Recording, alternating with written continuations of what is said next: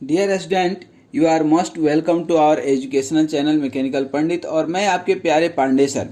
आज बात करने वाले हैं एक न्यूमेरिकल की जो कि बेस्ड है लॉगरिथमिक डिक्रीमेंट। अब बोलिएगा सर ये लॉगरिथमिक डिक्रीमेंट क्या है, ठीक है ना, कहाँ से आ गया लॉगरिथमिक डिक्रीमेंट। तो बेसिकली इस क्वेश्चन को समझिएगा थोड़ा सा, उसके बाद हम आपको थोड़ा सा बताएंगे लॉगरिथमिक डिक्रीमेंट होता क्या है, कैसे निकालते हैं। सबसे पहले कि हम क्वेश्चन में गिवन क्या दिया है वह लिख लें। ठीक है, ये तो लिख ही सकते हैं।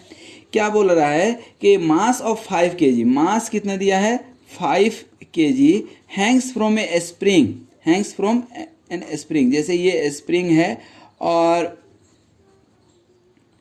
ये जो है स्प्रिंग है और ये आपका मास है, ठीक है ना। और यहाँ पर हो सकता है कि डैम्पर भी हो, देख लेते हैं, पढ़ लेते हैं। तो एक तो ये स्प्रिंग दिया है from spring and makes a damped oscillation. Damped oscillation का मतलब क्या है कि डैम्पर तो है, ठीक है। If the time of 50 complete oscillation, 50 complete oscillation, तो नंबर ऑफ ऑस्किलेशन ये कितना लगा रहा है 50 and found to be 20 seconds, found to be 20 second.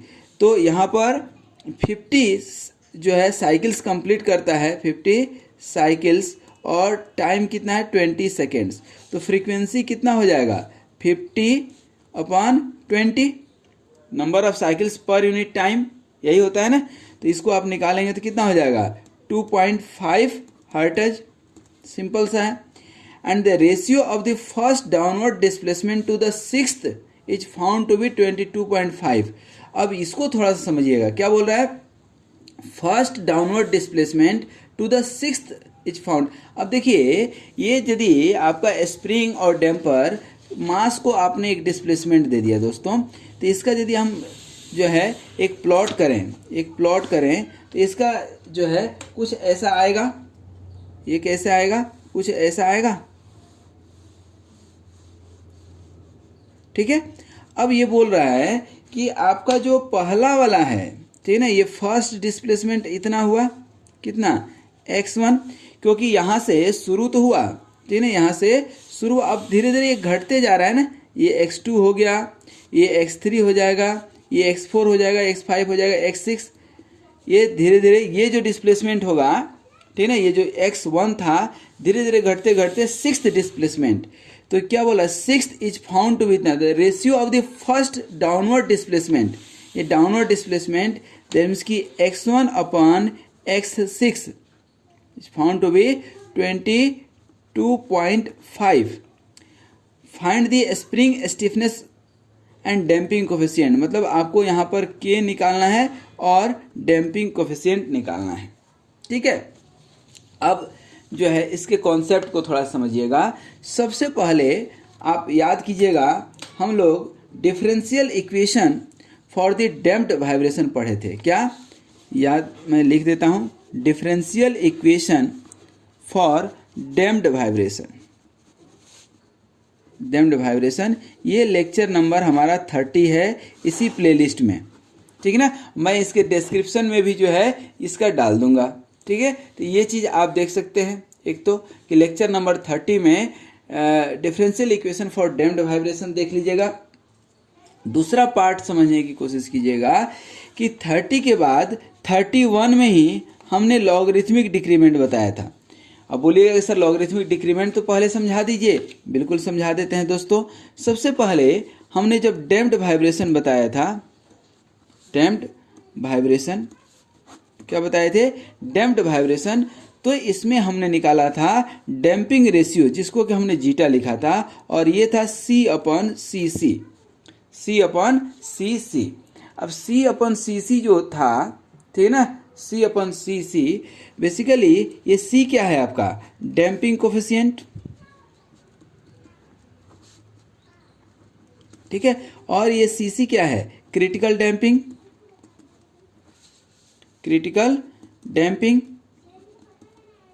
और ये cc का वैल्यू होता है 2mw, याद रखिएगा 2mw, ठीक है, ये याद रखिएगा। अब देखिए इस जीटा का वैल्यू, ठीक है ना, क्या हो सकता है, C/cc दैट मीन्स की डैम्पिंग रेशियो। इस डैम्पिंग रेशियो वैल्यू 1 हो सकता है, ग्रेटर देन 1 हो सकता है, लेस देन 1 हो सकता है। ये तीनों हम बता चुके हैं कहाँ पे, लेक्चर नंबर 30 में। अब जब इसको हम पढ़े थे तो इसको बोले थे क्रिटिकल डैम्पिंग, इसको बोले थे ओवर डैम्प्ड सिस्टम और इसको बोले थे under damped system, under damped system. और अंडर डैम्प्ड सिस्टम में जो हमारा वाइब्रेशन होता था उसका एम्पलीट्यूड कुछ इस तरह से रिड्यूस होता था। क्या होता था, अंडर डैम्प्ड सिस्टम का वाइब्रेशन कुछ इस तरह से रिड्यूस होता था। इसको थोड़ा सा याद कर लें हम लोग। ये है अंडर डैम्प्ड सिस्टम, ठीक है ना। ये है आपका ब्लू कलर क्रिटिकल डैम्पिंग और रेड कलर है over damped system. That means कि ये जो अंडर डैम्प्ड सिस्टम है इसकी एम्पलीट्यूड इस तरह से रिड्यूस होती है, ठीक है। अब अंडर डैम्प्ड वाइब्रेशन की इस तरह से रिड्यूस होती है, ठीक है। इसका डैम्पिंग रेशियो लेस देन 1 होता है। अब इसके कुछ वैल्यू याद रखिए। एक तो टाइम पीरियड कितना होता है दोस्त इसका, 2π/ω_d। यहाँ मैं लिखना चाहूँगा क्योंकि ये हमें ज़रूरत पड़ेगी, ठीक है ना। इसको मैं लिखना चाहूँगा कि टाइम पीरियड कितना है, 2π/ω_d। बोलिएगा सर ω_d क्या है, तो वो भी लिख लीजिए। ω_d = √1 - ζ² into omega. क्या है, 1 - ζ² इंटू ओमेगा। ओमेगा क्या है, नेचुरल फ्रीक्वेंसी। जीटा क्या है, डैम्पिंग रेशियो, जो अभी हम आपको समझा रहे थे। क्या है, ये यही समझा रहे थे ना, डैम्पिंग रेशियो। कहाँ गया ये जीटा, डैम्पिंग रेशियो, ये हमने आपको समझाया, ठीक है। डैम्पिंग रेशियो के बहुत सारे हमने अंडर डैम्प्ड वाइब्रेशन में इक्वेशन निकाले थे, क्योंकि ये कॉम्प्लेक्स हो जाता है, ठीक है ना। ये इक्वेशन नंबर लेक्चर नंबर 30 में ज़्यादा डिटेल मिलेगा। ये हमने इक्वेशन निकाला था, लेकिन इस इक्वेशन से आज हमें बहुत ज़्यादा मतलब नहीं है। मतलब किससे है सर आपको, मतलब है कि ये जो है वाइब्रेशन, ठीक है ना, इसकी जो एम्पलीट्यूड है, डिस्प्लेसमेंट और ω_t में रिलेशन निकाले थे। तो ये जो आपका इक्वेशन है, ठीक है ना, कौन सा, x1 x2 x3 जो एम्पलीट्यूड है वो लगातार घटते जा रहा है, डिक्रीज करते जा रहा है। और इसी को हम लोग बोलते हैं लॉगरिथमिक डिक्रीमेंट। इसी को क्या बोलते हैं, लॉगरिथमिक डिक्रीमेंट। क्या बोलते हैं इसको, लॉगरिथमिक डिक्रीमेंट। और इसीलिए हमने लेक्चर नंबर 31 में पढ़ाया था logarithmic decrement ln of x1/x2। x1 कौन सा, x1 और x2। दैट मीन्स कि किसी भी 2 सक्सेसिव एम्पलीट्यूड की ratio, natural logarithm of any 2 successive ratio of natural logarithm of 2 successive amplitude is called logarithmic decrement. क्या बोलते हैं इसको, डेल्टा, ठीक है। और ये डेल्टा हमने बहुत लंबा चौड़ा और पूरे इक्वेशन के साथ पढ़ाए थे। और ये चूंकि अभी क्या बोल रहा है, फर्स्ट और सिक्स्थ। अब फर्स्ट और सिक्स्थ ये तो हमने आपको बताया फर्स्ट और सेकंड का। फर्स्ट और सिक्स्थ का जब निकालेंगे तो क्या निकल करके आता था, ये निकलता था 1/n natural log of x 1/xn+1, ठीक है। इसका मतलब कि आपको 1 और सिक्स्थ निकालना है। तो यहाँ पर n लिया है तो n+1 हो जा रहा है। तो यहाँ पर यदि आप निकालेंगे क्या, x 1/x6, तो क्या हो जाएगा, ये 1 क्या होगा, 5 होगा ना। क्यों, कि यहाँ n है तो n+1 है और natural log of x 1/x6। देखिए 6 है तो 5, n रहता तो n+1। फार्मूला एकदम बिल्कुल सेट है। ये फार्मूला आपको दिख जाएगा कहाँ पर, लॉगरिथमिक डिक्रीमेंट के फार्मूला में। ये क्वेश्चन बताने का मतलब इतना सही था। और ये लॉगरिथमिक डिक्रीमेंट क्या निकला है, 2π जीटा, ठीक है। तो अब ये 2π है, 2π मतलब क्या, डैम्पिंग रेशियो C/cc। अब आए हम क्वेश्चन पर कि क्वेश्चन क्या कहता है।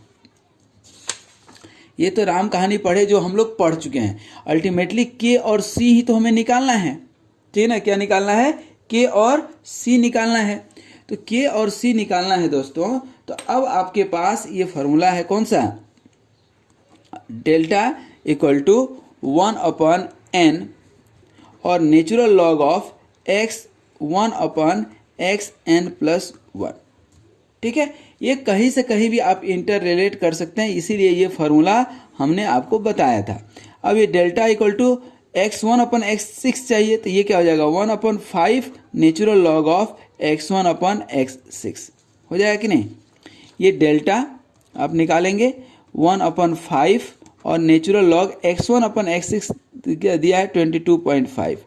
अब साइंटिफिक कैलकुलेटर से आप इस नेचुरल लॉग ऑफ 22.5 का वैल्यू ले लेंगे तो ये डेल्टा का वैल्यू जो है निकल करके आ जाएगा, यहाँ पर आपका आ जाएगा 0.62।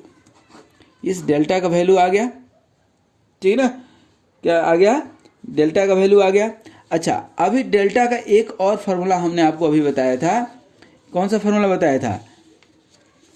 2 pi zeta upon square root of 1 minus zeta square. That means कि यहाँ पर जीटा क्या है? Damping ratio. यदि damping ratio under damped vibration की पूरी कहानी है लॉगरिथमिक डिक्रीमेंट, जीटा का वैल्यू लेस देन 1 होगा। यदि जीटा का वैल्यू बहुत कम हो तो इसको हम नीचे वाले को इग्नोर कर सकते हैं। तो क्या हो जाएगा? 2 पाई जीटा, 2 पाई जीटा।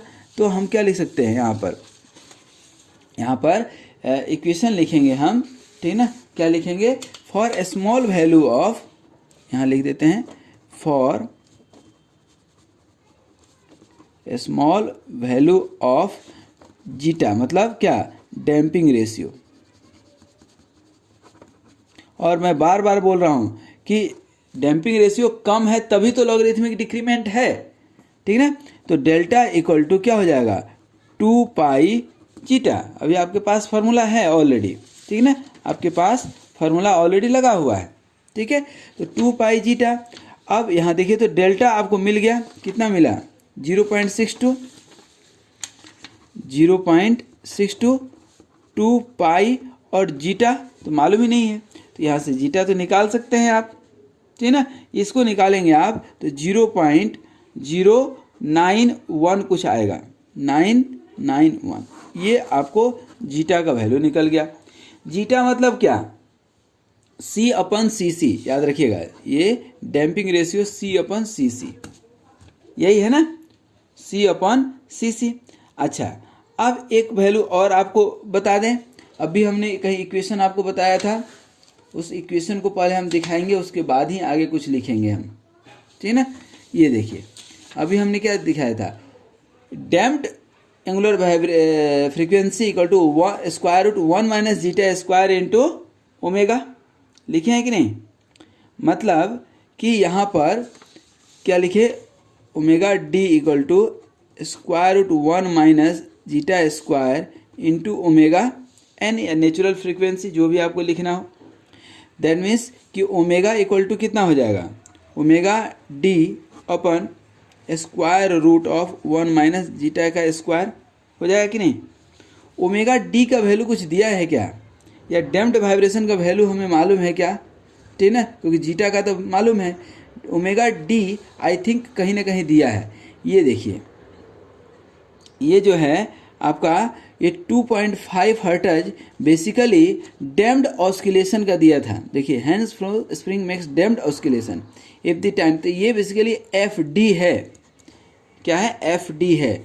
और इस एफ डी के वैल्यू से ये ओमेगा डी निकलेगा। मतलब यहाँ पर ओमेगा डी इक्वल टू कितना होता है?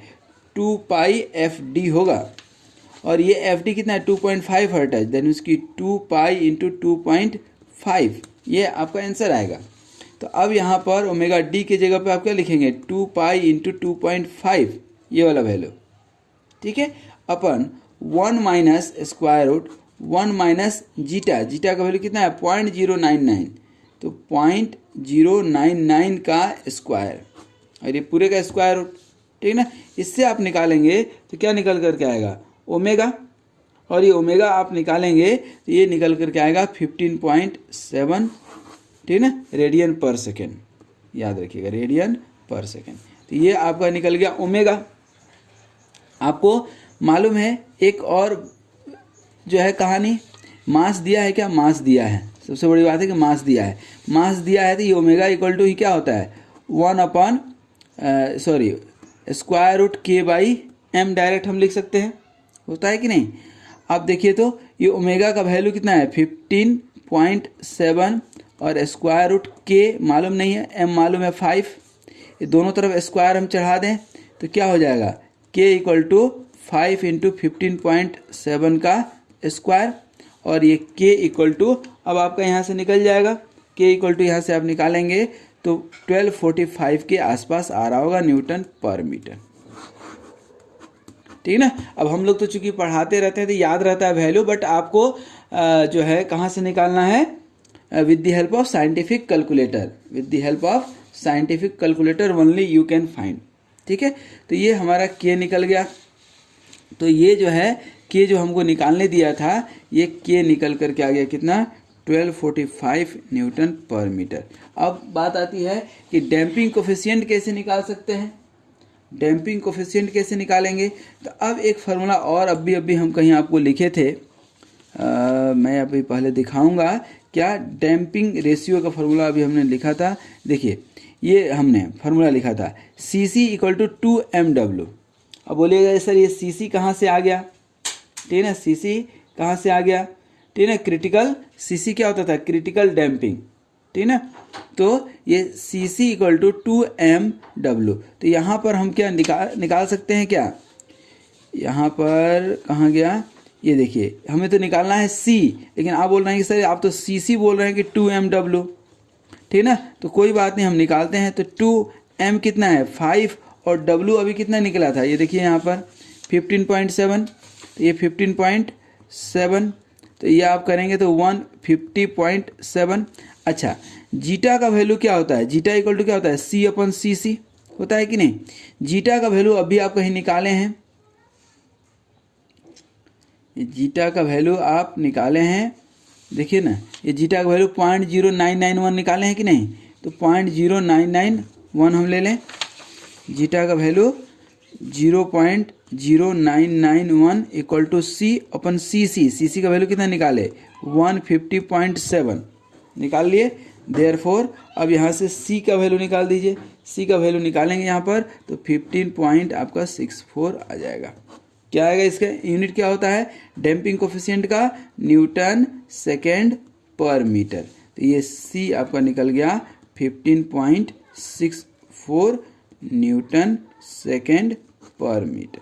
ठीक है, तो ये आई थिंक कि आपकी राम कहानी जो है यहाँ पर कंप्लीट हो गई। ठीक है, ये कहानी आपकी कंप्लीट हो गई। तो इस तरह से आपका यही दो चीज़ निकालना था। तो अब आप समझ सकते हैं कि किस तरह से हम लोग क्वेश्चन को इंटरप्रेट करते हैं। Interpretation is very very important. Without interpreting the question you can not solve all this questions. ठीक है ना, तो इस क्वेश्चन को आप सॉल्व कीजिएगा। तो इसमें कई सारे फार्मूले लगे कि एक तो लॉगरिथमिक डिक्रीमेंट का हमने बताया, और वो भी लॉगरिथमिक डिक्रीमेंट कौन सा, 1 to n के बीच में। ठीक है ना, ये क्वेश्चन आपका होगा मेरे समझ से क्वेश्चन नंबर 41। क्वेश्चन नंबर जो है आपका ये होगा 41 नंबर क्वेश्चन। ठीक है, याद रखिएगा। ठीक है, तो ये 41 नंबर क्वेश्चन में हम लोगों ने ये देखा। ठीक है, तो आई थिंक ये सारे क्वेश्चन आपसे बन जाएंगे। इसी उम्मीद के साथ जो है हम लोग अब इस चैप्टर के लगभग लास्ट में ही हैं। तो हम लोग अब इसके बाद जो पढ़ेंगे वह पढ़ेंगे फोर्स्ड वाइब्रेशन। ठीक है, तो आज यहीं तक। Thank you very much for watching this video. Thank you.